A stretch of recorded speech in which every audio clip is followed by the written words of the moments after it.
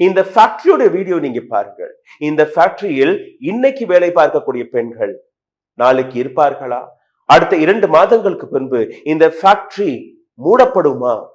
இந்த ஃபேக்டரியில் வேலை பார்க்கக்கூடிய பெண்களுக்கு இந்த நாட்டு பிரைம் மினிஸ்டர் பதில் கொடுப்பாரா என்கிற இந்த கேள்வி.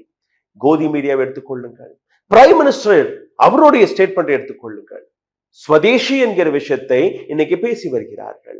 ஆனால் ஸ்வதேசி என்கிற அந்த வார்த்தைக்கு பின்பு இந்த ஃபேக்டரி வழியாக கிடைக்கக்கூடிய ஏராளமான பெண்கள், அவர்களுக்கு கிடைக்கக்கூடிய ஏராளமான வேலை வாய்ப்பு, இதற்கு பதில் கொடுக்க முடியுமா? ஸ்வதேசி என்கிற ஒரே ஒரு வார்த்தையை வைத்து உங்களால் தப்பிக்க முடியாது. டொனால்ட் ட்ரம்ப் விதித்த அந்த 25+25% பெனல்டி, இதற்கு பின்னாடி இருக்கக்கூடிய காரணத்தை தட்டி கேட்க கூட முடியவில்லை. பிரைம் மினிஸ்டர் மோடியால் அவருக்கு எதிராக பதில் கொடுக்க முடியவில்லை. ஆனால் இந்தியாவில் பெண்கள் தன்னுடைய வேலைகளை இழக்க போறார்கள். அதற்கு நீங்க மாற்று வார்த்தையை உபயோகப்படுத்தி வருகிறீர்கள், which is ஸ்வதேசி.